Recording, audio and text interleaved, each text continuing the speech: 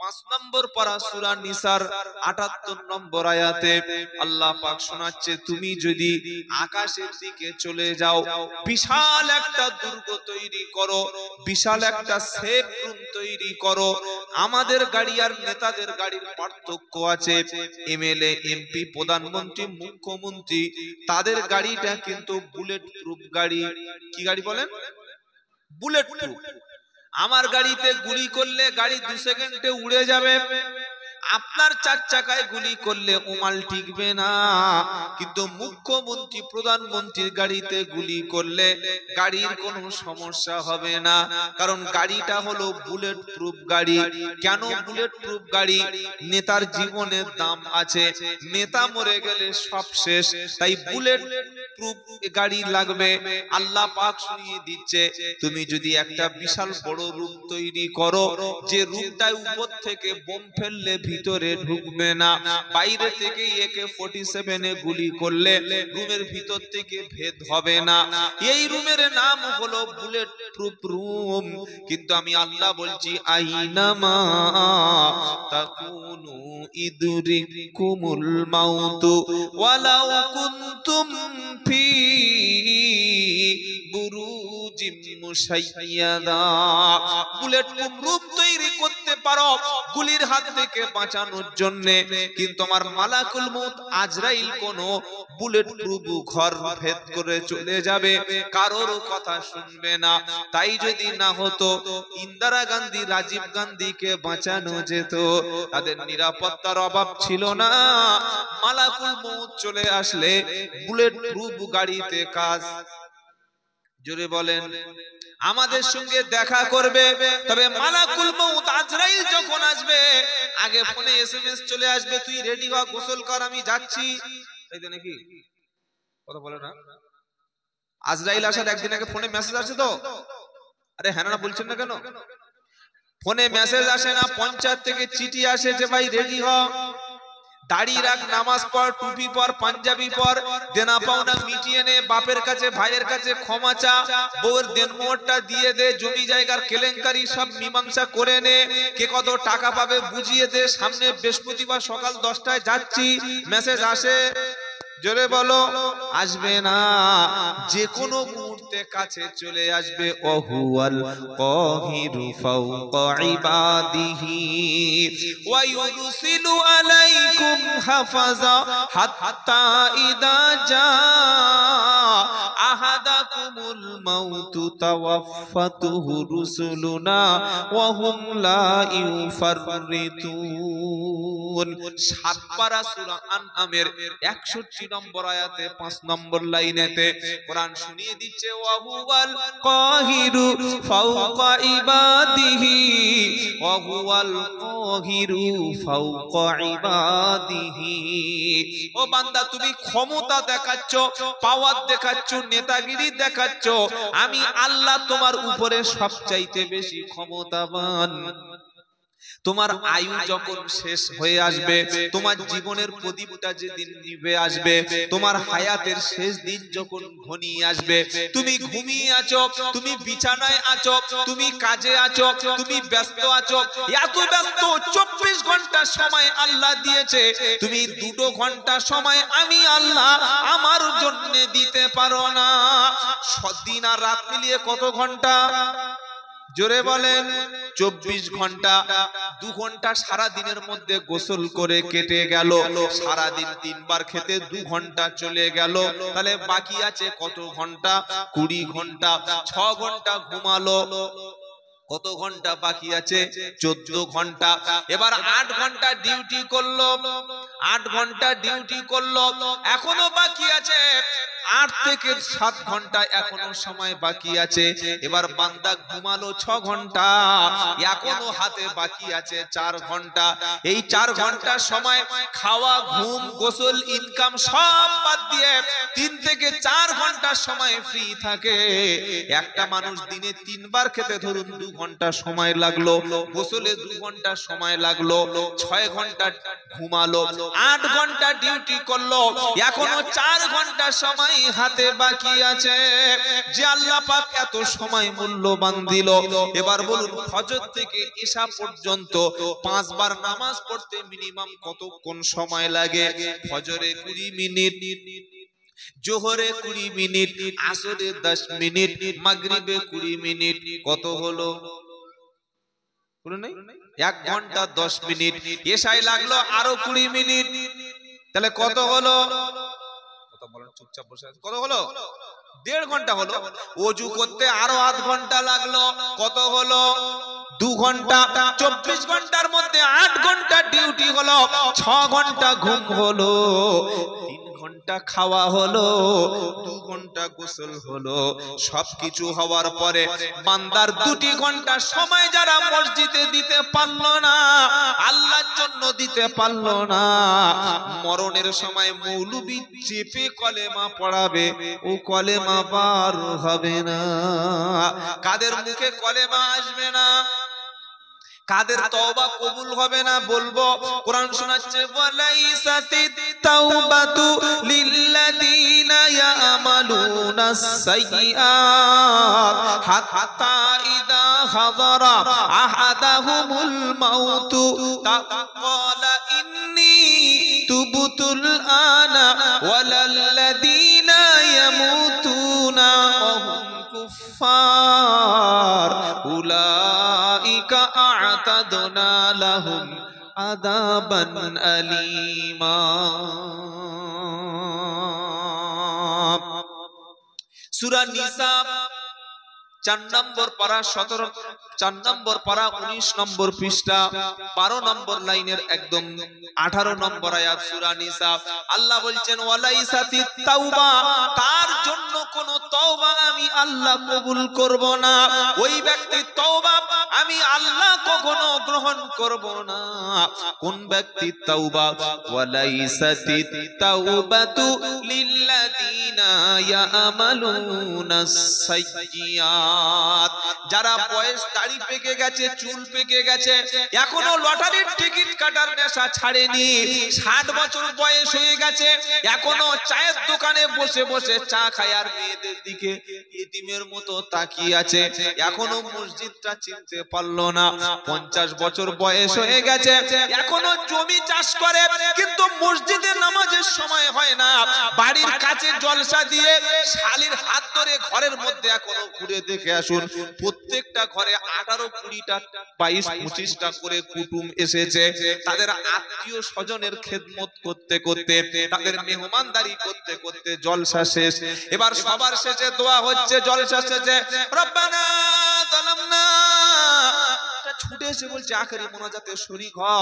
বললে কেন? বললে এবার দোয়া দেবে। কি দেবে বলো? দোয়া দেবে। কে দোয়া দেবে? বলে হুজুর দোয়া করবে। আমাদের সবার জন্য দোয়া হচ্ছে। ওরে হারামখোর, ফজরের নামাজ যার কাজা, মাগরিবের নামাজ কাজা, ঈশার নামাজ কাজা, গ্রামে জলসা দিয়ে সন্ধ্যা থেকে মৌলবি চিল্লে গলার নলি ছিঁড়ে গেল, যে মালটা আসলো না। শেষে এসে রব্বানা যালামনা, অমন যালামনা এ কোনো কাজ। জোরে বলেন। বলে যেটা আপনি কি আমাদের চাপিয়ে বলছেন না? দলিল প্রমাণ আছে, সব দলিল একটা একটা করে বার করব, পর্চা দেব, রেকর্ড দেব, মানবেন ইনশাআল্লাহ। কোরআন শোনাচ্ছে ওয়ালাইসাতিত তাওবাতু লিল্লাযিনা ইয়ামালুনাস সাইয়্যাত, ওই ব্যক্তির জন্য কোনো তওবা নাই। কোন ব্যক্তির জন্য তওবা নাই? কার তওবাটা কবুল হবে না?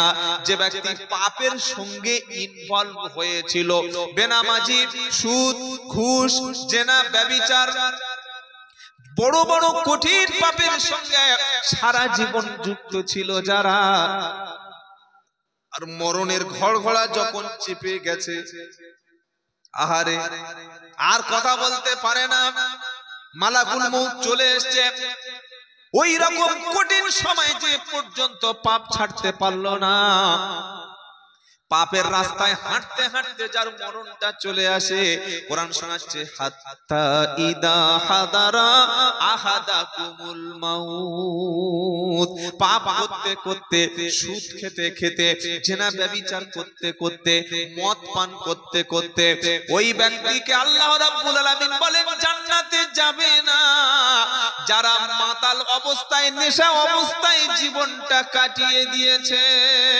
বাপ মার অবাধ্য সন্তান, স্বামীর অবাধ্য স্ত্রী, এই তিনজন জান্নাতে যাবে না যারা মাতাল সারা জীবন মাতলামি করে গেছে।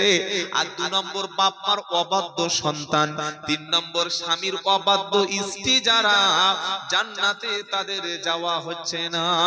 এরকম সময় যদি মালাকুল মউত চলে আসে, বান্দা বলছে ক্বালা ইন্নী তুবতুল আনা, আল্লাহ এখন তওবা করছি, আস্তাগফিরুল্লাহ আস্তাগফিরুল্লাহ, কলেমা পড়ছি। 8 জন 10 জন মৌলবী মিলে এই রকম সুদখোর মাতাল লোকের পাশে কলেমা পড়ালো, মুখ থেকে কলেমা উচ্চারণ আর হচ্ছে না। সকলে বলছে আরে বাপটা মরে গেল, কি কষ্ট হচ্ছে। ফেরেশতা বলছে চিল্লাস না, চুপ কর, যতই কাঁদিস না কেন এখন চাপ দিয়ে কলেমা বলানো হবে না। বললে হুজুর কলেমা আর তওবা কাদের মুখ থেকে বার হবে? দিনের মধ্যে যারা মসজিদে গেছে, যাব মসজিদ ইনশাআল্লাহ, ইনশাআল্লাহ বলেন, আওয়াজ নাই সব বলেন না ইনশাআল্লাহ। 5 বারের মধ্যে 2 বার অন্তত হাজিরা দেব। আজ থেকে আর কখনো দাড়ি চাঁচবো না, সুদের মাল খাবো না, মিথ্যা কথা বলবো না, ঘুষ খাবো না, ওজনে কম দেব না, বোনের ঠকাবো না, বাপের সম্পত্তি ঝেড়ে একা ফাঁকা করে দেব না, ভাইদের বোনদের যাদের হক আছে তাদেরকে একটু দিয়ে খাবো। তা না হলে মরণের সময় মালাকুল মউত যখন চলে আসবে, যতই বড় আস্তাগফিরুল্লাহ, যতই বড় লা ইলাহা ইল্লাল্লাহ, ওরে কলেমা নসিব ওই সময় আর হবে না।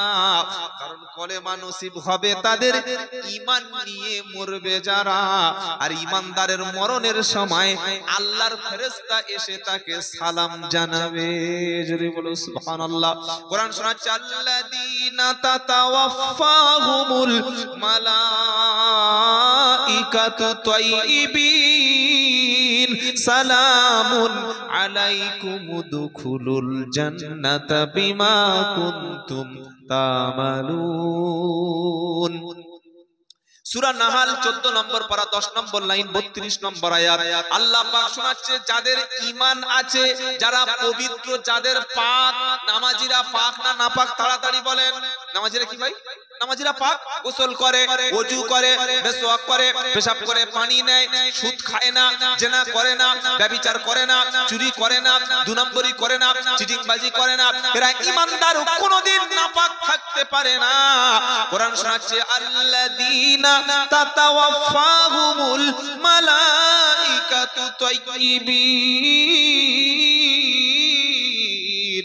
যাদের মরণটা হয় পবিত্র অবস্থায়। কি অবস্থায় বলেন? পবিত্র অবস্থায়। নাপাক অবস্থায় মরণ হলে ওর মুখে কলেমা আসবে না, ওর কলেমাতে কাজ হবে না, ও তওবা পড়ালে তওবা কবুল হবে না। কিন্তু ঈমানদার মুমিন ব্যক্তির কাছে, যার পবিত্র অবস্থায় রূহটা বার হবে, মালাকুল মউত এসে ঈমানদার মুমিন ব্যক্তির কাছে সর্বপ্রথম সালাম দেবে। জোরে বলো সুবহানাল্লাহ। মতখোর সালাম পাবে।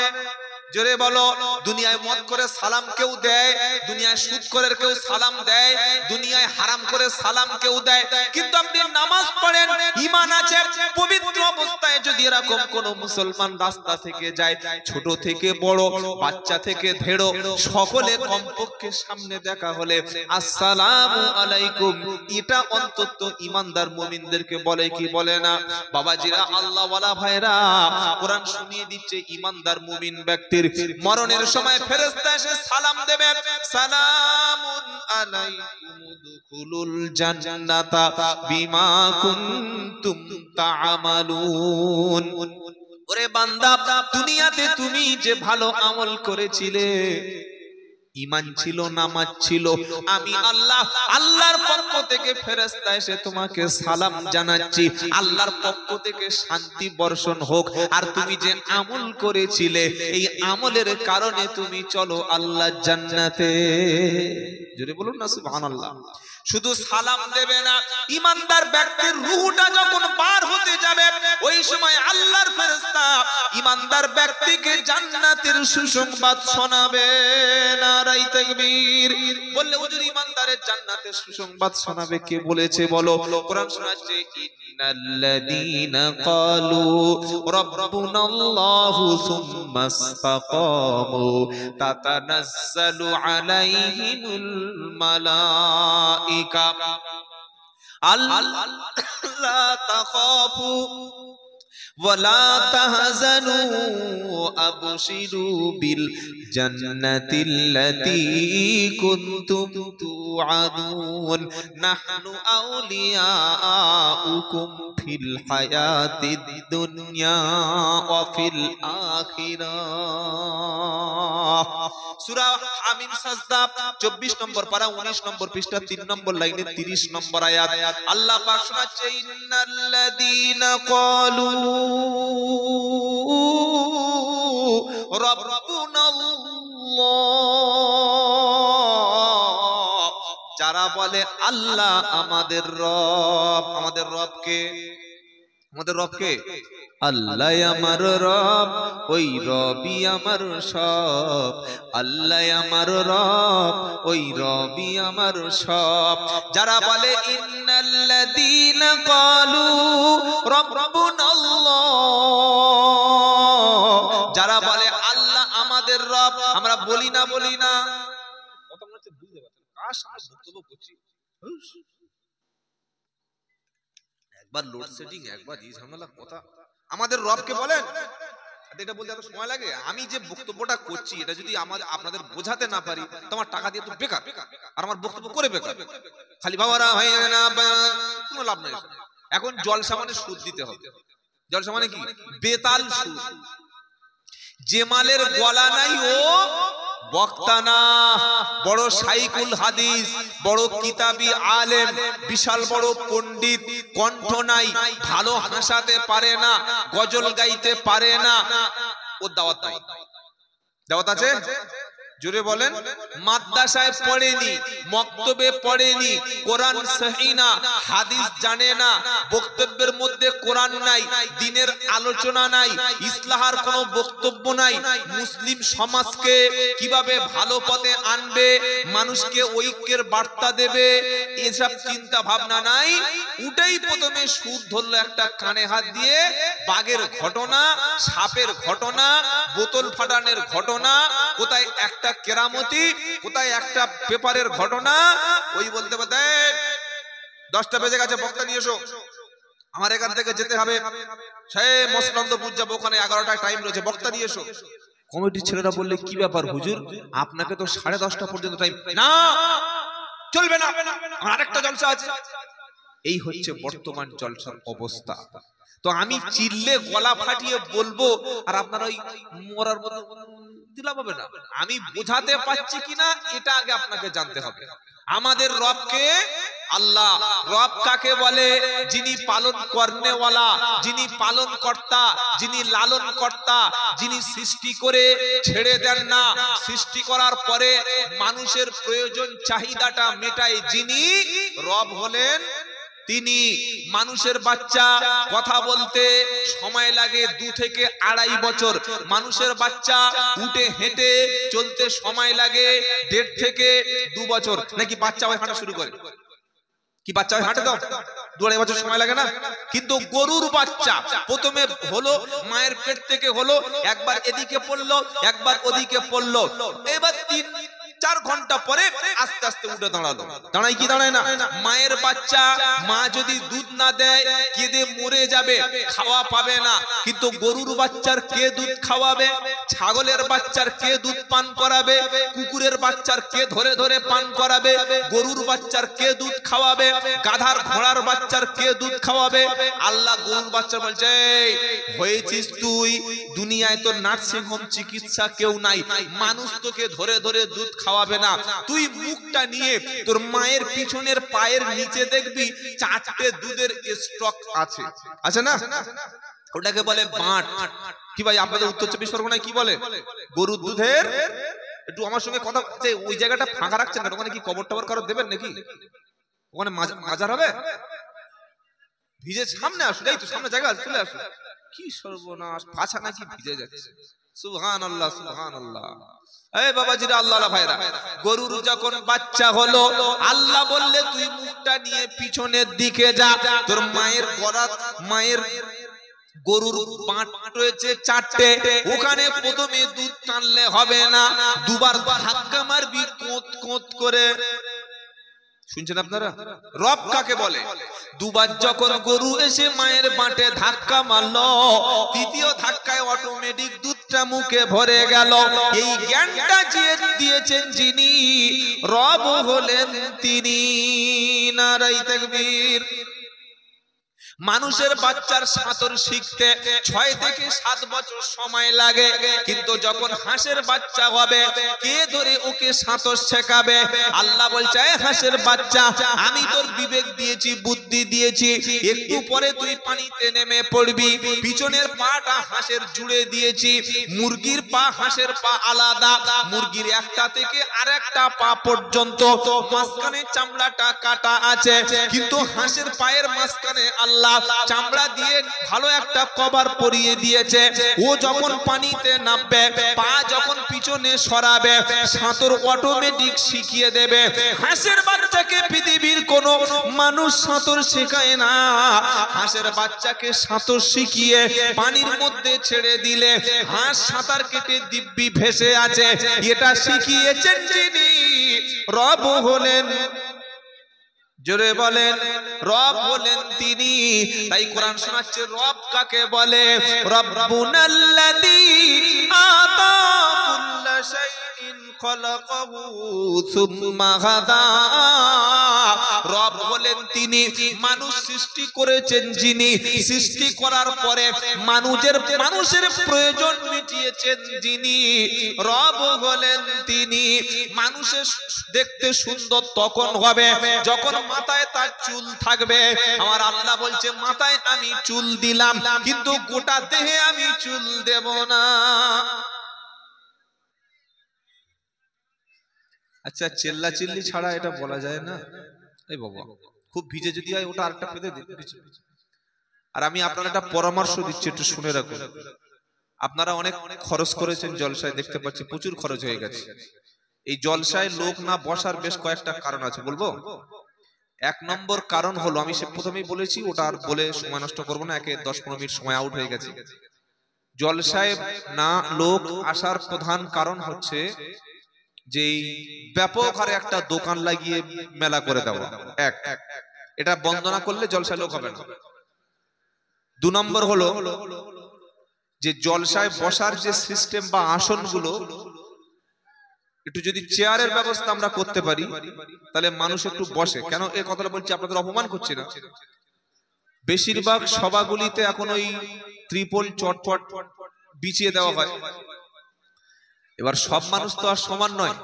আমার দিকে লোক, হ্যালো, যে লোকটা বাড়ি থেকে এসার নামাজ পড়ে এসছে, তার একটা সাদা পাঞ্জাবি পরে আছে, সাদা লুঙ্গি পরে আছে, ও দেখছে যেখানে বসবো ওখানে যা কুকুরের গু আর যা ছাগলের পেশাব পড়েছে, আমার লুঙ্গি যদি ওই জায়গায় ঠেকে যায়, ঘরে গেলে বউর কাছে গাল খেতে হবে। দরকার নাই বাবা, ও দাঁড়িয়ে থাকে।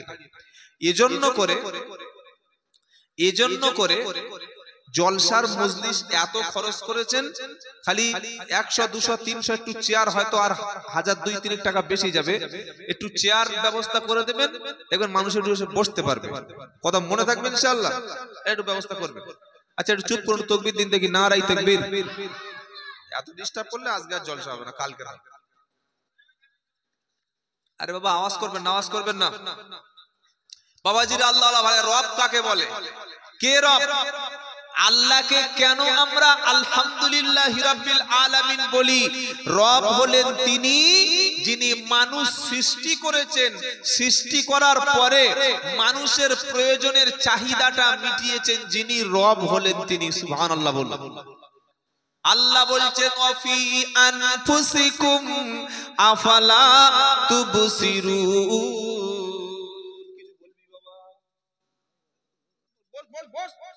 ঝুলছে গানে।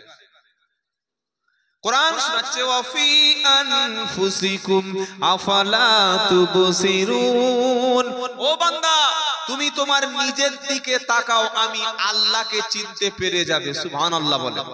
অনেক নাস্তিক মুরতাদ বলে যে আল্লাহ দেখা যায় না, বিশ্বাস করবো না কেন রে ভাই? আল্লাহ আছে, সত্যি যদি থাকে দেখা পাই না কেন? আমি বললাম ভাই তোর পিঠের পিঠ ব্যাক সাইড পিঠটা কেমন, তুই আয়না ছাড়া দেখেছিস? বলে না, শুধু একটা আয়না লাগবে না, পিছনের পাছাটা দেখতে দুটো আয়না লাগবে। কটা লাগবে? দুটো আয়না। আপনার ফেসটা, মুখমণ্ডল কেমন দেখতে আয়না ছাড়া দেখা যাবে? যে নিজের শরীরটা আয়না ছাড়া দেখতে পায় না, ওনা কি আল্লাহ দেখবে? কি বুঝলেন? আল্লাহ বলছে তোমার মধ্যে আমি আছি, তুমি দেখো, বুঝতে পারবে। তোমার শরীরে চুল দেব, মাথায় চুল দেব, ভ্রুতে চুল দেব, গোঁফে চুল দেব, দাড়িতে চুল দেব, আরো কয়েক জায়গায় দেব। তবে এই চুলগুলো সব সময় বাড়বে। আর গোটা শরীরটা, হাতে, বুকে, পিঠে, পাছায়, পায়ে, এমন জায়গায় পশম দেব, ছোট ছোট চুল দেব। ইমাল কিন্তু কোনদিন বাড়বে না। মাথার চুলটা যেমন বাড়ে, মুখের দাড়িটা যেমন বাড়ে, গোটা গায়ে যদি বড় বড় চুল দিত, খাওয়া পড়া ঘুম বাদ দিয়ে তখন সেলুনের দোকানে, জোরে বলো, শুয়ে থাকতে হতো। বললে সেলুন ভাই জামাটা খুলেছি, পিঠটা চেঁচে দে, পেটটা ভালো করে ফিনিশ করে দে, পায়ের পাছাটা ভালো করে ক্লিয়ার করে দে। আমার আল্লাহ বলছে সৃষ্টিকর্তা আমি, তোমার দেখতে সুন্দর লাগবে। মাথায় আমি চুল দিলাম, গোঁফে চুল দিলাম, দাড়িতে দিলাম। নারী আর পুরুষ চিনবেন কি করে? দাড়ি আর গোঁফ আছে যার, পুরুষ হলো সে। আর এটাকে ক্লিন শেভ করে গিয়েছে যে, সে নারী না পুরুষ? জোরে বলুন, নারী না পুরুষ? ছোট্ট একটা বাচ্চা আছে, 4 বছর বয়স, রাত্রে বেলা দুধ খাবে, মায়ের কাছে কাঁদছে। একদিকে মা, একদিকে বাপ। যখন বাপের বুকে হাত দিয়েছে, মায়ের বাপের মুখটা পুরো প্লেন সমান। আবার মায়ের মুখে যখন হাত দিয়েছে, সেও দেখছে স্লিপ মারছে, ভাবছে দুধটা কোথায় পাবো। ও যখন হাতটা দিয়েছে, বাপ বলছে হাত দিচ্ছে, দেখতে পাচ্ছেন তোর বাপ? এটা হচ্ছে লজ্জা আমাদের জন্য। পুরুষের পুরুষত্ব এটা বজায় থাকবে দাড়ি এবং গোঁফে। তাই এত বড় 7 হাত না হোক, রবীন্দ্রনাথ ঠাকুরের মতো 1.5 ফুট দাড়ি না হোক, আলেম ইমাম সাহেবের মতো এত বড় না হোক, মিনিমাম 1 মুষ্টি দাড়ি রাখা ওয়াজিব। 1 মুষ্টি দাড়ি রাখা ওয়াজিব। রাখবো ইনশাআল্লাহ। ইনশাআল্লাহ বলেন। মরে গেলে তো আর টুপি কবরে যাবে না, পাঞ্জাবি যাবে না, লুঙ্গি যাবে না, তাসবি যাবে না, কিচ্ছু যাবে না। বিশ্ব নবীর সুন্নাত এবং নবীর হুকুম, ওয়াফুল্লুহা, তোমরা দাড়িটাকে ছেড়ে দাও, দাড়ি লম্বা করো। আমার আল্লাহওয়ালা ভাইরা, আমি আজকে রাতে যদি আমার মৃত্যু হয়, আমি দাড়ি নিয়ে যেন কবরে যেতে পারি। আল্লাহ তৌফিক দেন, সকলে বলুন আল্লাহুম্মা আমিন। আবার কিছু কিছু লোক দাড়ি রাখে আর গোঁফও রাখে। কি বলছি কথা বুঝতে পারছেন না? দাড়ি আছে, গোঁফও আছে, গোঁফের সাইজ একদম এখান থেকে এই পর্যন্ত এসে পড়েছে। ও হাসছে না, কাঁদছে, মালছে না, আর উপায় নাই। এটা সুন্নাতের খেলাফ। ইসলাম কি বলছে? মুশরিক, তাদের বিরোধিতা করো। মুশরিক চিনবেন কিভাবে? তাদের গোঁফ থাকবে, দাড়ি থাকবে না। মুসলমান চিনবো কিভাবে? গোঁফ ছোট হবে, দাড়িটা বড় হবে। মনে থাকবে? 30 বছর মসজিদ কমিটির সেক্রেটারি জুমার দিন দাড়ি শেভ করছে। 40 বছর মসজিদের মুতাআল্লি এখনো মাথায় টুপি দিয়ে পথ চলতে পারে না। 10 বছর জলসায় দিচ্ছে। হ্যালো ভাই, তুমি কি বলছো? আমি ক্যাশিয়ার, বিশাল বড় ক্যাশিয়ার, বুকে ব্যাস পরিয়ে মাল পাশে বসে আছে। ক্যাশিয়ার তো দাড়িটা বলছে দাড়ি রাখি রমজান মাসে, আবার ঈদের পরে বউ বললে কেটে দি। দেখেছো কি মাল? রমজান মাসে রাখে আর ঈদের পরে বউ বললে কেটে দেয়। তওবা করুন, আজ থেকে আমরা দাড়িটা ছেড়ে দেব, দাড়ি রাখবো ইনশাআল্লাহ বলেন। তাহলে রব কাকে বলে? যিনি সৃষ্টি করে মানুষের প্রয়োজন মেটায়, তিনি কি? রব। তো যারা আল্লাহকে রব বলে মেনে নিয়েছে, কোরআন শোনাচ্ছে ইন্নাল্লাযীনা ক্বালু রাব্বুনাল্লাহ, যারা আল্লাহকে রব বলে মেনেছে, সুম্মাস্তাকামু তাতানাজ্জালু আলাইহিমুল মালাইকা, আল্লাহকে যারা রব বলে মেনেছে আর মরণ পর্যন্ত আল্লাহকে রব বলে স্বীকার করে নিয়ে এই কথার উপরে যারা ইস্তিকামাত থেকেছে, আল্লাহকে রব বলে যারা মানবে, ওরা ছেলের বিয়ে দেওয়ার সময় মেয়ের বাপের গলায় বাঁশ চাপাবে। জোরে বলো। আল্লাহকে যারা রব বলে মানবে, ওরা ছেলের বিয়ে দেওয়ার সময় 2 লাখ টাকার ফোন দাবি করবে। জোরে বলো। আল্লাহকে রব বলে যারা মানবে, ওরা একটা জমি 4 বার কি নকল দলিল তুলে বেচে খাবে। আল্লাহকে যারা রব বলে মারবে, বাপের জমিটা বাপ মারা যাওয়ার পরে বোনের অংশ কখনো তারা ফাঁকি দেবে। আল্লাহকে রব বলে যারা মানবে, বন্ধনের অফিসারের কাছে বিবির হাসি মুখে চেহারাকে তারা কখনো পাঠিয়ে দেবে। আল্লাহকে যারা রব বলে মেনেছে, ওরা নামাজ ছাড়বে না, কোরআন ছাড়বে না, ইসলাম ছাড়বে না, দ্বীনের উপরে থাকবে। আর কোরআন শোনাচ্ছে এই ব্যক্তি সম্পর্কে আল্লাহ বলছেন, আল ইন্নাল্লাযীনা ক্বালু রাব্বুনাল্লাহু সুম্মাস্তাকামু তাতানাজ্জালু আলাইহিমুল মালাইকা। নিশ্চয়ই যারা আল্লাহকে রব বলে মেনেছে আর এই কথার উপরে যারা জমেছিল, আমি আল্লাহ তাদের শোনাচ্ছি, তাতানাজ্জালু আলাইহিমুল মালাইকা, ওদের মরণের সময় আমার পক্ষ থেকে আল্লাহকে রব বলে মেনে নেওয়া ব্যক্তির কাছে ফেরেশতা নাজিল হবে। জোরে হবে না? কে নাজিল হবে আমাদের কাছে? জোরে বলো। ফেরেশতা। ফেরেশতা আমাদের মরণের সময় এসে বলবে, আল্লাহ তাখাফু ওয়ালা তাহজানু, এই ঈমানদারও ভয় পেও না, চিন্তা করো না। ওয়া উবশিরু বিল জান্নাতিল্লাতী কুনতুম তুআদুন, আল্লাহ তোমাদের যে জান্নাতের ওয়াদা করেছিল, তোমরা ঈমান এনেছো আর আল্লাহর পথে অবিচল ছিলে, দ্বীনের পথে ইসলামের উপরে তুমি অবিচল ছিলে, তাই আমি ফেরেশতা শুনিয়ে দিচ্ছি, তোমাদের জান্নাতের সুসংবাদ শুনিয়ে দিলাম। সুবহানাল্লাহ। এখন বলবেন না, মাসখানেক পরে বলবেন। যদি বলে, যদি ঈমানের উপরে ইসলামের উপরে চলতে পারি, আমাদের মরণের সময় ফেরেশতা এসে কি বলবে? ভয় পেও না, চিন্তা করো না। তুমি ভাবছো কবরে কি হবে, হাসরে কি হবে, মিজানে কি হবে, পুলসিরাতে কি হবে, এসব নিয়ে তুমি কখনো ভয় পেও না। আর তুমি মরণের পরে তোমার ছেলে, তোমার মেয়ে, তোমার ব্যবসা বাণিজ্য, তোমার আত্মীয় স্বজনের কি হবে, এটা নিয়ে মানুষ মরণের সময় চিন্তা করে। আরে আমার মেয়েটার কে দেখবে, মেয়েটা বড় হয়ে গেছে, বিয়ে দিতে পারলাম না, ছেলেটার চাকরি নাই, ব্যবসা নাই, বাণিজ্য নাই, ভালো দোকান একটা কিনতে পারলাম না, আমার মরণের পরে আমার সন্তানদের কি হবে। কোরআন শোনাচ্ছে এটা নিয়ে চিন্তা করে অনেকে। ফেরেশতা বলবে, তাতানাজ্জালু আলাইহিমুল মালাইকা, হে বান্দা তুমি ভয় পেও না, তুমি চিন্তা করো না, তুমি যে দিকে যাচ্ছ ওই জান্নাতের দিকে, আল্লাহর জান্নাতের দিকে চলো। মরণের পরে ভয় নাই, আর তোমার মরণের পরে তোমার ফ্যামিলির যারা আছে তাদের কোনো চিন্তা নাই। নারায়ে তাকবীর। বললে হুজুর কেন ভয় নাই? ফেরেশতারা এবার ঈমানদার মুমিনদের বলবে, নাহনু আউলিয়া ফিল হায়াতিদ দুনিয়া ওয়া ফিল আখিরাহ, হে বান্দারা ভয় করো না, আমরা দুনিয়াতে তোমাদের বন্ধু ছিলাম আর আখিরাতে কবরে তোমাদের বন্ধু থাকবো।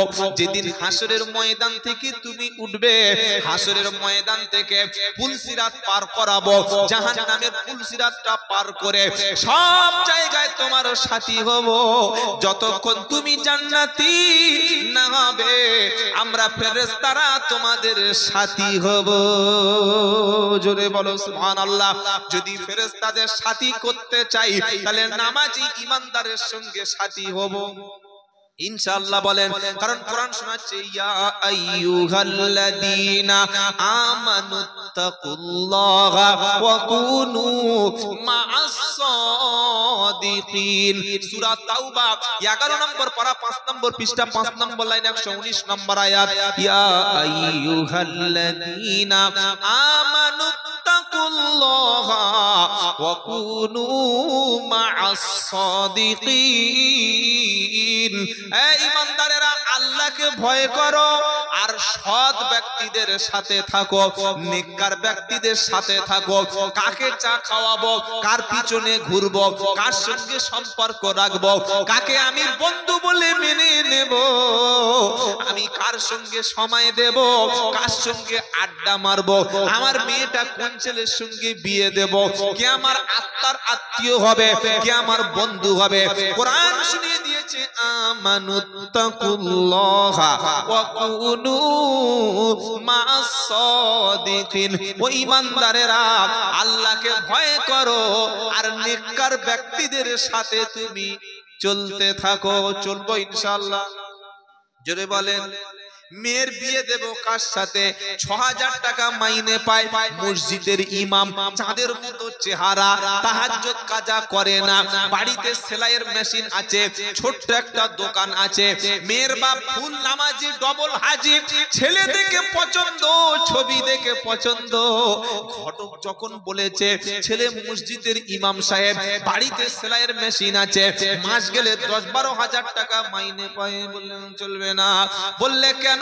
আমার মেয়ের খাওয়াবে কি ইমাম সাহেব? এদিকে হারামখোর বুক চাপড়ে বলছে রুজির মালিক আল্লাহ। ওরে চিটিং বাস, রুজির মালিক যদি আল্লাহ হলো তো ১০,০০০ টাকার ইমাম সাহেব তোমার বিবি মেয়েকে খাওয়াবে, এই কথাটা তোমার বিশ্বাস কেন হলো না? আমরা যাদের সঙ্গে বন্ধু করি অধিকাংশ মাতাল, অধিকাংশ আল্লাহদ্রোহী, অধিকাংশ কোরআনের বিরোধী, অধিকাংশ বেঈমান নাস্তিক মুরতাদ, তাদেরকে বন্ধু রূপে আমরা গ্রহণ করি। কোরআন শুনিয়ে দিচ্ছেন নেককার পরেজগার ব্যক্তির সঙ্গে, সালিহিন বান্দার সঙ্গে সম্পর্ক করো, সত্যবাদীর সাথে থাকো। কার সাথে থাকবো? সত্যবাদী। জোরে বলেন কার সাথে? সত্যবাদী। এখন সত্যবাদী, ওর গায়ে তো কোনো স্ট্যাম্প নাই, ওর গায়ে কোনো লেভেল নাই, ওর গায়ে কোনো ট্যাগ লাগানো নাই। সত্যবাদী বুঝবো কি করে সত্যবাদী? তো কোরআন বলছে বোঝার জন্য আবার অন্য আয়াত আছে, ইন্নামাল মুমিনুনাল্লাযীনা আমানু বিল্লাহি ওয়া রাসূলিহি সুম্মা লাম ইয়ারতাবু ওয়া জাহাদু বিআমওয়ালিহিম ওয়া আনফুসিহিম ফি সাবিলিল্লাহি উলাইকা হুমুস সাদিকুন। 26 নম্বর পারা সূরা আহকাফের 16 নম্বর আয়াত আল্লাহ পাক শোনাচ্ছে, ইন্নামাল মুমিনুনাল্লাযীনা আমানু বিল্লাহি ওয়া রাসূলিহি। নিশ্চয়ই আল্লাহর ঈমানদার ব্যক্তি হলো তারা যারা আল্লাহর উপরে ঈমান এনেছে এবং রাসূলের উপর ঈমান এনেছে। সুম্মা লাম ইয়ারতাবু, আর ঈমান আনার ব্যাপারে তারা কোনো রকমের সন্দেহ পোষণ করে না। ঈমান আনার পরে কোনো সন্দেহ পোষণ করে না। তারপরে কি? ওয়াজাহাদু বিআমওয়ালিহিম ওয়া আনফুসিহিম ফি সাবিলিল্লাহ। আর আল্লাহ রাস্তায় জান এবং মাল এ দুটো দিয়ে সংগ্রাম করে যারা। প্রথমে ঈমান আনে আল্লাহর উপরে, তারপরে রাসূলের উপরে। ঈমান আনার পরে ঈমানের ব্যাপারে কোনো সন্দেহ থাকে না।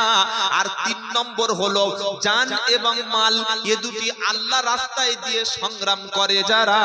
কোরআন শোনাচ্ছে উলাইকা হুমুস সাদিকুন, ওরাই হলো সত্যবাদী। নারাই তাকবীর। ছেলের বিয়ে দিয়েছে, মেয়ের বিয়ে দিয়েছে কাঁচা বেনামাজির সাথে। কিসের আশা করতে পারে?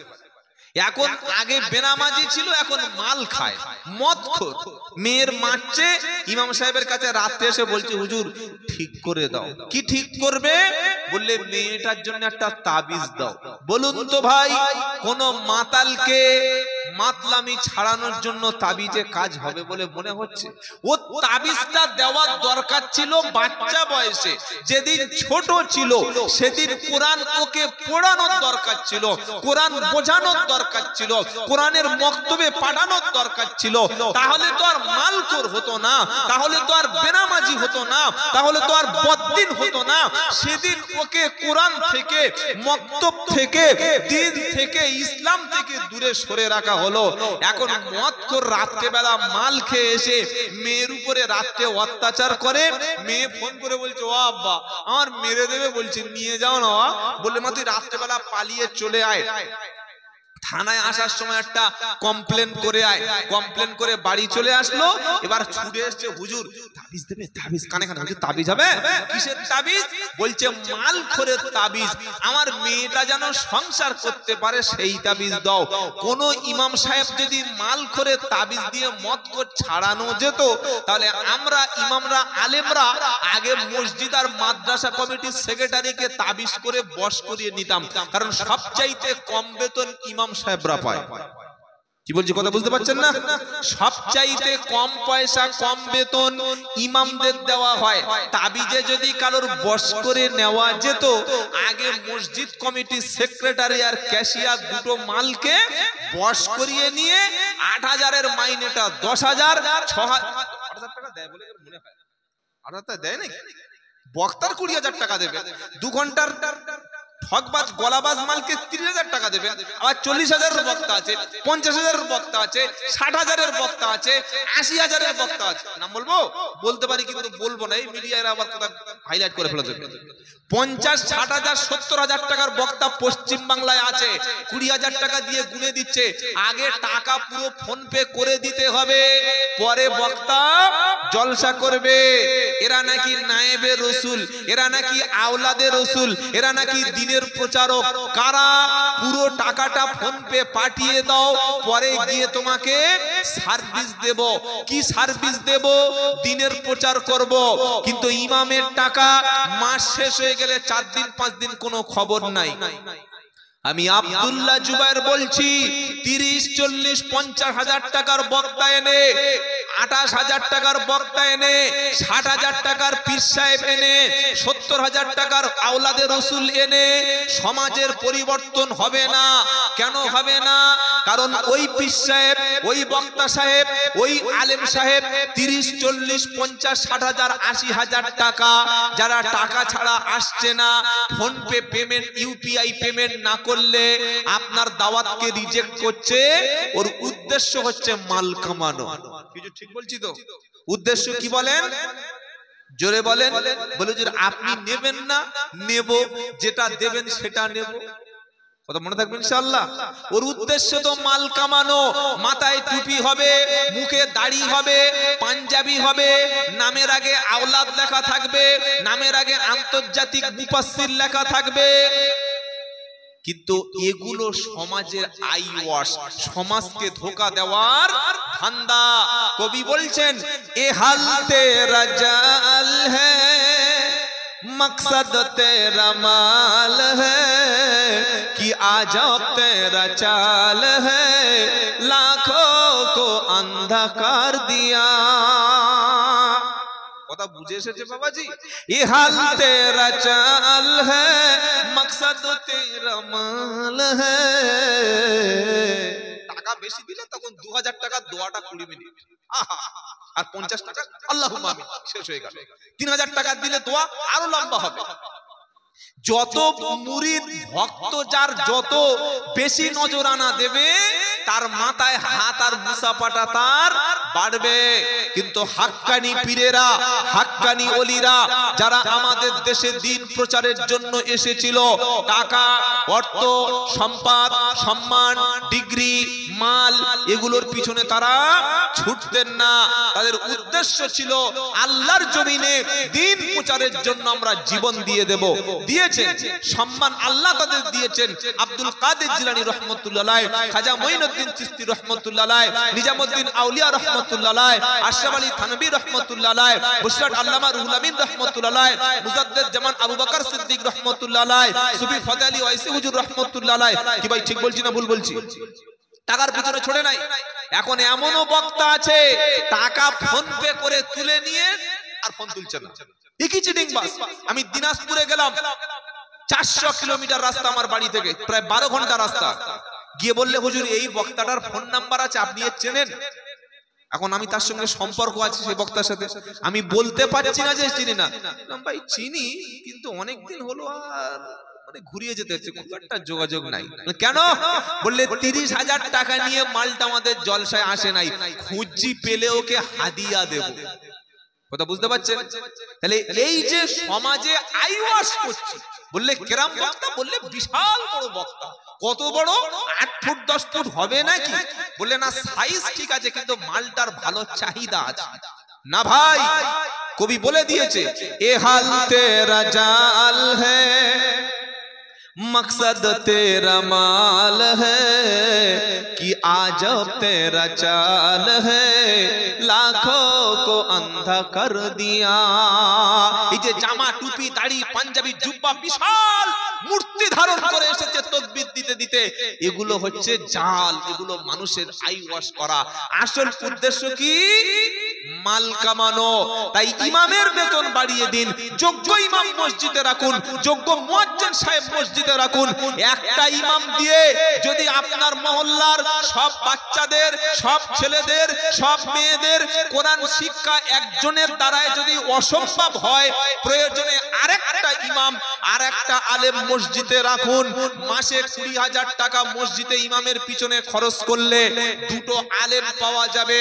দুটো আলেম পাওয়া গেলে সমাজের বাচ্চারা কোরআন শিখবে, বয়স্করা কোরআন শিখবে, বাড়ির ছোট মেয়েরা কোরআন শিখবে, সিনিয়র সিটিজেন কোরআন শিখবে, ইয়ং সোসাইটি কোরআন শিখবে, নামাজ শিখবে, দিন শিখবে, ইসলাম শিখবে। সবাই যখন কোরআন শিখবে, সবাই যখন নামাজ পড়তে পারবে, সবাই যখন ইসলামের বেসিক নলেজটা জেনে যাবে, তখন আব্দুল্লাহ জুবায়েরকে আরেকটা বক্তাকে টাকা দিয়ে আর চিৎকার করানোর দরকার হবে না। তাই আমরা খুব চালাক, বললাম ভাই জলসাটা কায়েম রাখবেন বাবা, কিয়ামত পর্যন্ত কায়েম রাখবেন, তা না হলে আমি খাবো কি করে? আমি তো আর ওই রাস্তায় কাজ করতে পারবো না। কি বুঝলেন? আল্লাহ আমাদের হক কথাটা মেনে নেওয়ার তৌফিক দান করেন। সকলে বলুন আল্লাহুম্মা আমিন। কোরআন আমাদের কাছে পরিষ্কার করে তাই বলে দিয়ে গেছে, ওই কিয়ামতের মুসিবতের দিন আল্লাহ তার বান্দাকে, ফেরেশতারা বলবে তোমার ভয় নাই, তুমি চিন্তা নাই। কেন ভয় নাই?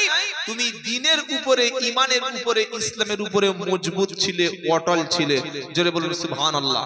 তাহলে আমরা বন্ধুত্ব করব কাদের সাথে? আল্লাহওয়ালাদের সাথে। আল্লাহ পাক আবার বলে দিয়েছে, ইয়া আইয়ুহাল্লাযীনা আমানু লা তাত্তাখিদুল ইয়াহুদা ওয়ান নাসারা আউলিয়া বা'দুহুম আউলিয়া বা'দ ওয়া মান ইয়াতাওয়াল্লাহুম মিনকুম ফাইন্নাহু মিনহুম। আল্লাহু আকবার। ওয়া মান ইয়াতাওয়াল্লাহুম মিনকুম ফাইন্নাহু মিনহুম ফাউলাইকা হুমুদ যালিমুন। 6 নম্বর পারা 16 নম্বর পৃষ্ঠা, প্রথম লাইনের 61 নম্বর আয়াতে আমার আল্লাহ পাক সাফ শুনিয়ে দিয়েছে, ইয়া আইয়ুহাল্লাযীনা আমানু লা তাত্তাখিদুল ইয়াহুদা ওয়ান নাসারা আউলিয়া। সূরা মাইদার 51 নম্বর আয়াতে, ও ঈমানদারেরা, লা তাত্তাখিদু, তোমরা গ্রহণ করো না, তোমরা মনোনীত করো না। কাদেরকে? লা তাত্তাখিদুল ইয়াহুদা ওয়ান নাসারা আউলিয়া। ইহুদি এবং খ্রিস্টান, শুনছেন আপনারা? ইহুদি এবং খ্রিস্টান এই দুই সম্প্রদায়কে তোমরা যেন বন্ধু রূপে মেনে নিও না, তাদের সঙ্গে যেন তোমরা বন্ধুত্ব স্থাপন করো না। তার কারণ কি? আউলিয়া মিন বা'দ, তারা পরস্পর পরস্পরের বন্ধু। আমাদের যারা ভয় দেখাচ্ছে, বলল বিহারে এসআইআর করে বাংলাদেশি অনুপ্রবেশকারী বার করে দেব। খুব খুব ভালো, ভেরি গুড। কিন্তু বিহারে এসআইআর যত লোকের নাম বাদ গেল, পরিসংখ্যান দেখুন, তার মধ্যে কজন বাংলাদেশি আর কজন রোহিঙ্গা মুসলিম ছিল। আর আমাদের রাজ্যে একটা পাগলা কুকুর আছে, পাগলা, সারাক্ষণ সে মিডিয়ায় ভুল ভাট বকে যাচ্ছে যে পশ্চিম বাংলায় 1,20,00,000 রোহিঙ্গা মুসলিম আছে। কি বলছি কথা বুঝতে পারছেন না? সেজন্য খুব প্রয়োজন এসআইআর এর। আর এই রোহিঙ্গা মুসলিম 1,20,00,000 এরাই তৃণমূলকে ভোট দেয়, প্রকাশ্য বলছে। তার মানে আমরা মুসলমানদের দেখলে আমাদের গায়ে একটা রোহিঙ্গা রোহিঙ্গা গন্ধ, বাংলাদেশি বাংলাদেশি গন্ধ। ঠিক আছে, 1,20,00,000 ধরে নিলাম রোহিঙ্গা বাস করে। রাষ্ট্রসংঘের রিপোর্ট হলো সারা পৃথিবীতে রোহিঙ্গা ছড়িয়ে ছিটিয়ে আছে মাত্র 2 লাখ। কত বললাম? 2 লাখ। আর আমাদের চিটিংবাজ নেতা, সাম্প্রদায়িক নেতা বলছে 1,20,00,000 রোহিঙ্গা শুধু পশ্চিম বাংলা আছে। এরাই ভোট ব্যাংক একটা বিশেষ দলের। ঠিক আছে, চলুন এবার যদি সঠিক স্বচ্ছভাবে এসআইআর করা যায়, এবং এটা করতে হবে, এটা আপনাদের দাবি তো? আরে যদি বাংলাদেশি না হয় তোমার মুখে ভয় থাকবে কেন? আমি যদি ট্রেনের টিকিট কেটে শিয়ালদায় যাই, আমার পকেটে যদি টিকিট থাকে, তো ওই চেকার বা টিটি দেখলে আমার মুখে কি দোয়া ইউনুস আসবে? আসবে না। তখন আমার বুকে ভয় লাগবে। যখন টিকিট থাকবে না, আমি যদি পড়াশোনা করে যাই, তো আমার ক্লাসে কোশ্চেন দেখে পরীক্ষায় ভয় লাগবে কেন ভাই? কথা বুঝতে পেরেছেন? আসল ব্যাপারটা হলো যদি নিরপেক্ষভাবে সঠিকভাবে এসআইআর হয়, বনগা, গেদে, বারাসাত, দত্তপুকুর, শান্তিপুর, কৃষ্ণনগর, রানাঘাট, মসলন্দপুর, তারপরে আমাদের যত বর্ডার এলাকা আছে, লক্ষ লক্ষ মানুষ তারা নাম কাটা যাবে, তারা এদেশে থাকতে পারবে না। আমি নিজে আসামে দেখে এসে আপনাকে শোনাচ্ছি। আসামে 2019 সালে এনআরসি হয়েছিল, 17 লাখ লোকের নাম এনআরসিতে ধরা পড়েছে। 12 লাখ ছিল হিন্দু, 5 লাখ ছিল, জোরে বলেন, মুসলিম। ভারত কোন ধর্মশালা না যে বিদেশ থেকে এসে এখানে আমাদের দেশের খাবে, আমাদের দেশে ভোগ করবে আর এদেশের নাগরিকত্ব নিয়ে থাকবে। তাই আপনাদের কাগজটা একটু খালি রেডি রাখবেন। 2002 সালের বাপের ভোটার লিস্ট, মায়ের ভোটার লিস্ট, এই কাগজ যেগুলো অত বিস্তারিত বলছি না, একটু রেডি রাখবেন। বিওলজি অফিসাররা আসবে, তাদের সঙ্গে দেখা করে সঠিকভাবে ফর্ম ফিল আপ করে জমা দেবেন। যারা এদেশের নাগরিক, হোক হিন্দু হোক মুসলমান, ইনশাআল্লাহ একজনের নামও বাদ পড়বে না। আলহামদুলিল্লাহ বলেন। তবে যারা আমাদের দেখলে মোল্লা বাংলাদেশি বলে, রোহিঙ্গা বলে, খালি দেখতে চাই কবে এসআইআর লিস্টটা বার হবে আর কটা রোহিঙ্গা আর কটা মোল্লা ধরা পড়ে। ইতিমধ্যে শুরু হয়ে গিয়েছে, সুইসাইড করা 9-10 জন শুরু হয়ে গেছে। মনে রাখবেন, ভারতবর্ষ আমাদের জন্মভূমি। পাকিস্তান যখন ভাগ হয়েছিল, আমরা ইচ্ছা করলে পাকিস্তানে চলে যেতে পারতাম, কিন্তু দেশের ভালোবাসায়, দেশের মাটিকে ভালোবেসে আমরা যাইনি। ইচ্ছা করলে 1971 বাংলাদেশ যখন স্বাধীন রাষ্ট্র হলো, আমরাও ইচ্ছা করলে বাংলাদেশে এদেশের মুসলমানেরা চলে যেতে পারতাম, যাইনি। কেন যাইনি? দেশকে ভালোবেসে, দেশের অবদান, দেশের স্বাধীনতার জন্য রক্ত দিয়ে দেশের সমস্ত কাজ আমরা এবং সবাই মিলেমিশে করেছি, তাই দেশকে ভালোবেসেছি। সুতরাং যত এসআইআর এনআরসি যা কিছু আছে সবকিছু চালিয়ে দাও। এখন আমার বলছে মানুষকে পেরেশানি করা ধান্দাটা দেখেন। বলছে আধার কার্ড এটা কোনো ডকুমেন্টস না। কি বলছে বুঝতে পারছেন না? সিম কার্ড কিনবেন, আধার কার্ড। রেশন তুলতে যাবেন, আধার কার্ড। বাচ্চা জন্মের পরে আধার কার্ড লাগবে, মরে গেলে আধার কার্ড, হসপিটালে আধার কার্ড, প্যান কার্ডের সঙ্গে আধার কার্ড, ড্রাইভিং লাইসেন্সের সঙ্গে আধার কার্ড। আধার কার্ডটা কোন জায়গায় নেই খালি বলুন, কোন জায়গায় নেই? এত কোটি কোটি কোটি কোটি টাকা খরচ করে হাজার হাজার লোকের লাইনে দাঁড় করিয়ে রেখে বলছে আধার কার্ড এটা পরিচয় পত্র না। তাহলে ভোটার কার্ড বলছে এটাও না, রেশন কার্ড এটাও না, প্যান কার্ড এটাও না। এগুলো মানুষের পেরেশানি, এগুলো মানুষের হয়রানি। আসলে সরকার যখন জালিম, সরকার যখন মানুষকে কাজ, রুটি রুজি, খাবার, মাকান, বাসস্থান দিতে পারে না, তখন মানুষকে পেরেশানি করার জন্য লাইনে দাঁড় করিয়ে দেয়। তো যাই হোক, যেটা আল্লাহর পক্ষ থেকে হচ্ছে এটা আমাদের জন্য ভালোর জন্য হচ্ছে, এতে ঘাবড়ানোর কারণ নাই। কি আপনারা ঘাবড়ে যাচ্ছেন নাকি? আবার অনেকে বাড়িতে দড়ি টড়ি কিনে, বৃষ্টিস কিনে রাখেননি তো, যে নাম না আসলে আবার গলায় দড়ি দেবো, এরকম চিন্তা ভাবনা নেই তো? আরে ভাই, মরলে শহীদি, জিতলে গাজী, এটা মোদের নেশা। মুসলমানের ভয় আছে নাকি? কি গো, মরলে শহীদি, জিতলে গাজী, এটা যাদের নেশা। আল্লাহর রাস্তায় মরলে আমরা করব জান্নাতের আশা। ঈমান নিয়ে চলবো মোরা, ঈমান নিয়ে চলবো মোরা, দিন ছেড়ে দেব না। হিন্দুস্তানি মুসলিম মোরা, সবাই বলো রব্বানা, নারায়ে তাকবীর। ভয় পাওয়ার কারণ নাই, ভয় তো কাফের মুশরিকরা পাবে। কি গো, ওয়া মাইয়াকুনাতু মির রাহমাতি রাব্বিহি ইল্লাদ-দাল্লুন। আল্লাহ বলছেন গোমরাহী পথভ্রষ্ট লোকেরাই আল্লাহর রহমত থেকে বঞ্চিত হয়। তারা আল্লাহর রহমতের আশা করে না।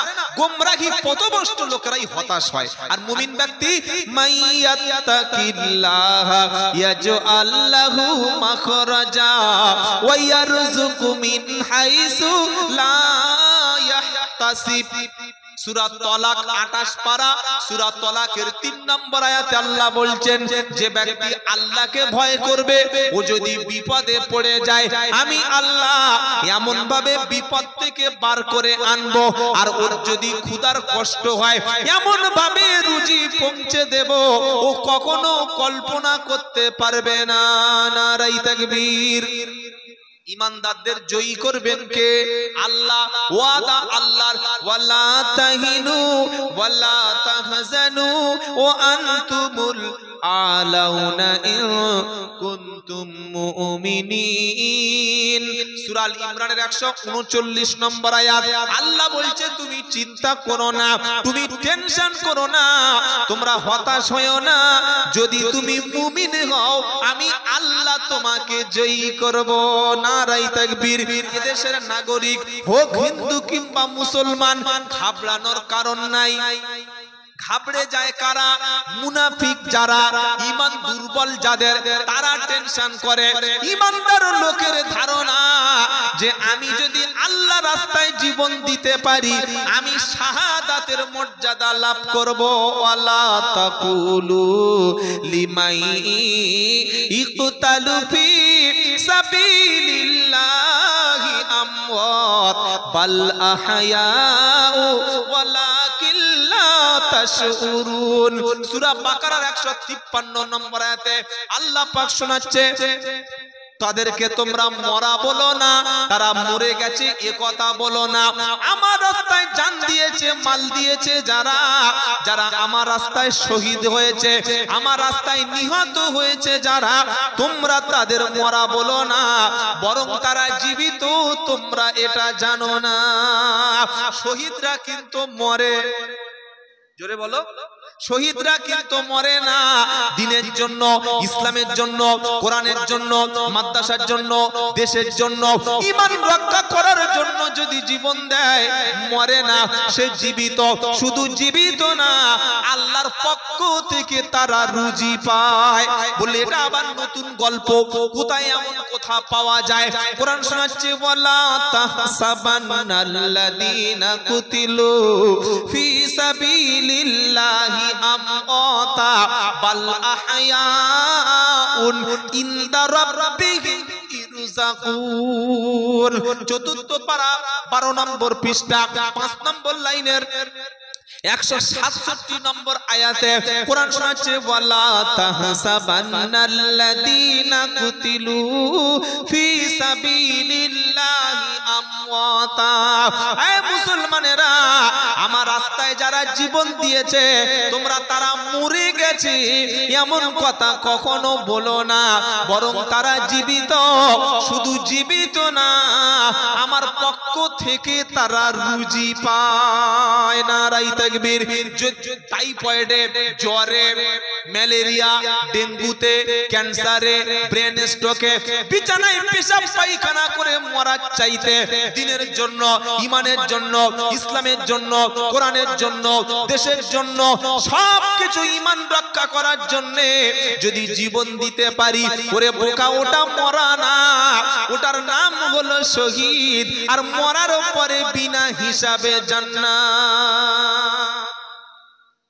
ওরকম নিয়ত আছে শহীদ হব? এ শহীদ হওয়ার নিয়ত আছে না? শহীদ হওয়ার নিয়ত নেই, খালি বলছে হুজুর এই ইনজেকশনের ফাইল দেখে ভয় পায়, ও নাকি বন্দুকের সামনে দাঁড়াবে। কি বুঝলেন? বাংলাদেশ দেখিয়ে দিয়েছে। আমাদের এই দেশে যখন ইংরেজরা অত্যাচার করছিল, আমাদের আলেম ওলামারা, পীর মাশায়েখরা, উত্তরসূরিরা ইংরেজদের বন্দুকের নলের সামনে জীবন দিয়েছিল বলে আজকের স্বাধীন রাষ্ট্র পেয়েছিলাম। কাপুরুষ কিন্তু বারবার মরে, বীর পুরুষ শহীদ ব্যক্তি একবার মরে। সুবহানাল্লাহ বলেন। শহীদের মৃত্যুটা কি? দিনের, ইসলামের, কোরআন হাদিস, ঈমান রক্ষার জন্য, দেশকে রক্ষার জন্য জীবন দিলে সে হবে শহীদ। নিজের পরিবারের নিরাপত্তা রক্ষা করতে গিয়ে, নিজের ঈমানের হেফাজত করতে গিয়ে মরলে সে কি বলে? শহীদ হব ইনশাআল্লাহ, শহীদ হব ইনশাআল্লাহ। আরে ইনশাআল্লাহ তো বলেন। আল্লাহর নবী সাল্লাল্লাহু আলাইহি ওয়াসাল্লাম বলেছেন, কেউ যদি শহীদের মৃত্যু কামনা করে আর তার মৃত্যুটা যদি শহীদের নাও হয়, আল্লাহ তাআলা তাকে শাহাদাতের মর্যাদা নসিব করবেন। সুবহানাল্লাহ বলেন। আর কোন মুসলমান যদি শাহাদাতের মর্যাদা না চায়, শহীদের মৃত্যু কামনা না করে, ওর মৃত্যুটা হবে মুনাফিকের মৃত্যু। মুনাফিকের মৃত্যু। অনেকে বলেন হুজুর আপনি তো মাইকে খুব বড় বড় ভাষণ দিচ্ছেন, আপনার বুকে যদি কেউ বন্দুক ধরে, আপনার যদি কেউ ফাঁসিতে লটকে দেয়, আপনার বিরুদ্ধে যদি মামলা হয়, আরে আমরা আলেমরা তো ওই রাস্তাটা চাইছি, শাহাদাতের রাস্তা, শহীদের রাস্তা, আল্লাহ রাস্তায় জীবন দেব বলে নিয়ত করে তো আমরা ময়দানে নেমেছি। ইনশাআল্লাহ বলেন। যদি ফাঁসি হয়, গুলি হয়, জেল খাটা হয়, দেশান্তরী হয়, ওটা আমার জন্য অপমান না, ওটা আমার জন্য মর্যাদার।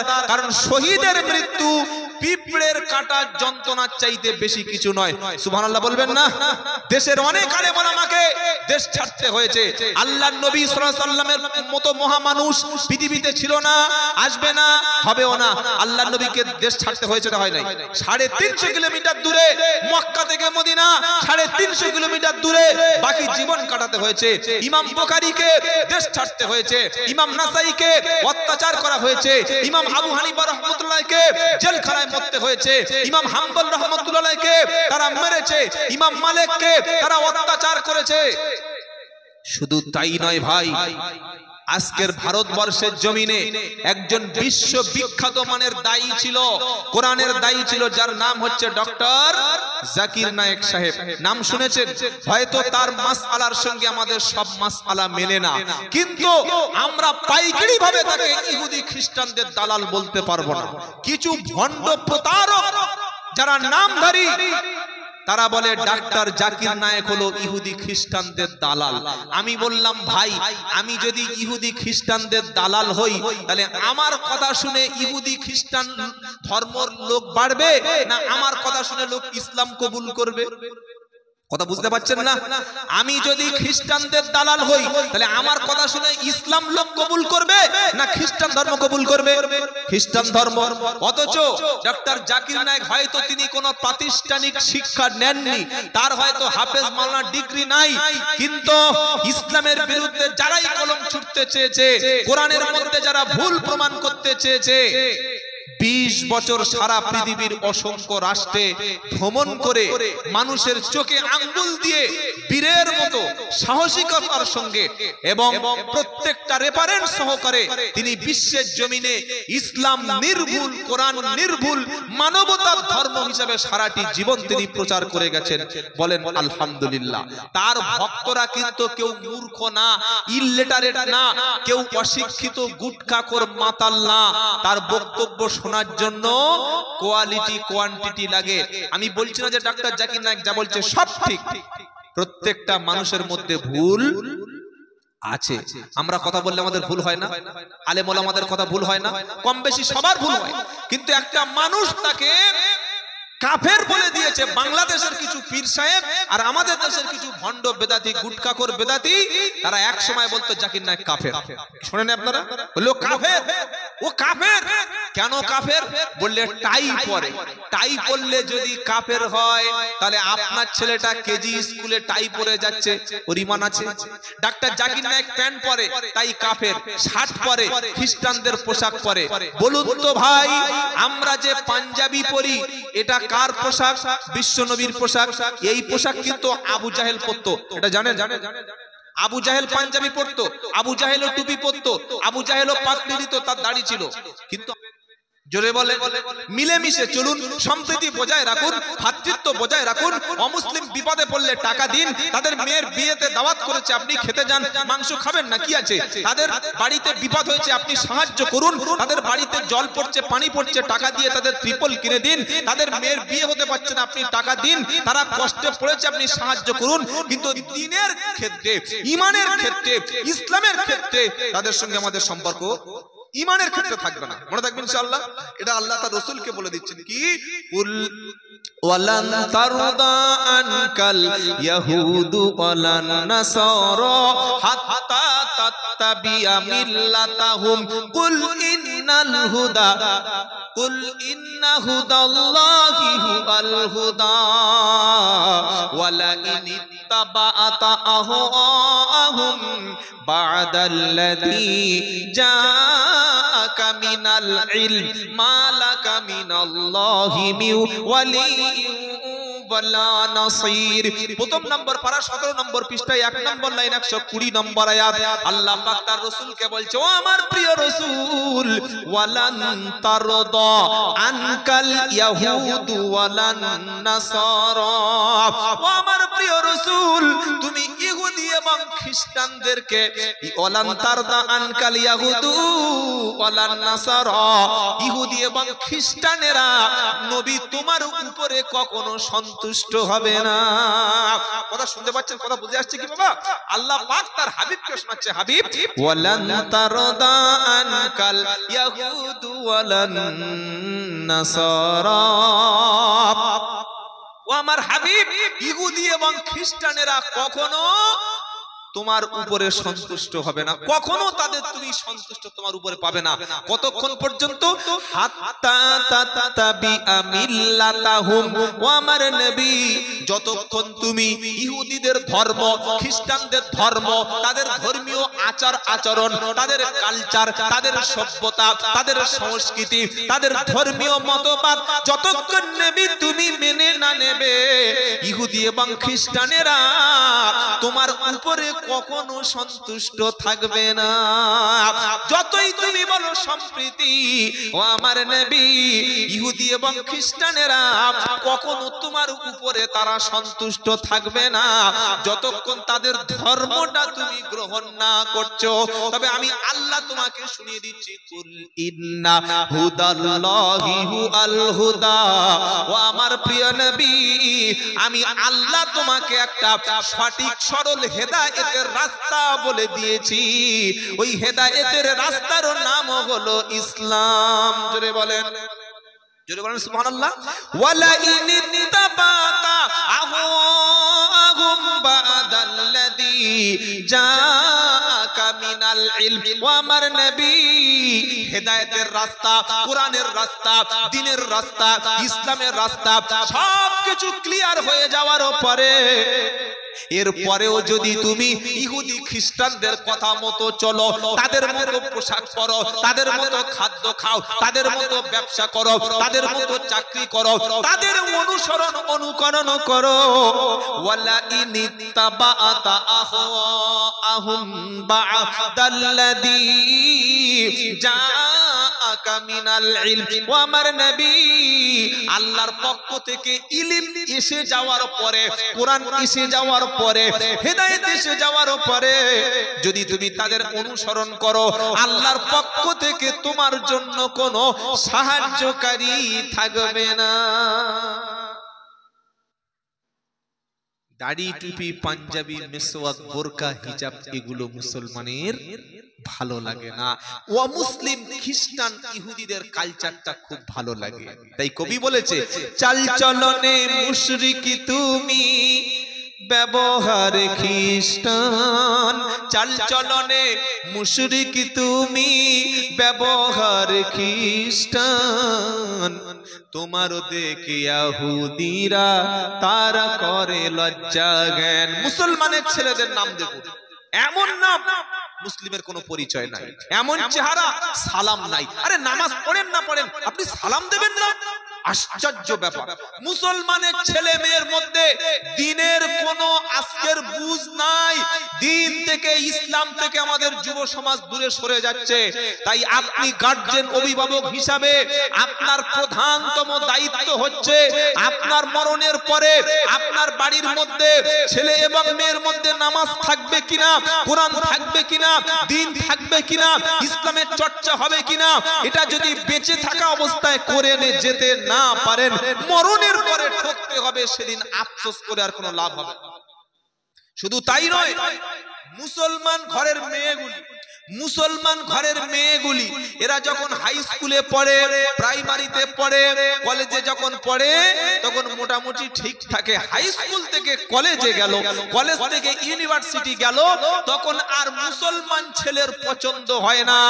আমার কাছে রিপোর্ট আছে, প্রচুর মুসলমান বাড়ির মেয়েরা, বাড়ির কলেজের ছাত্রীরা, হাই স্কুলের ছাত্রীরা, ইউনিভার্সিটির ছাত্রীরা মুসলিম ছেলে, ইসলাম ঘরের ছেলে, নামাজি ঘরের ছেলে, রোজাদার ঘরের ছেলে বাদ দিয়ে ইহুদি, খ্রিস্টান, মুশরিক, কাফের, মুরতাদ, নাস্তিক, বদ্দিন, গায়ের মুসলমান, তাদের সঙ্গে বন্ধুত্ব করছে।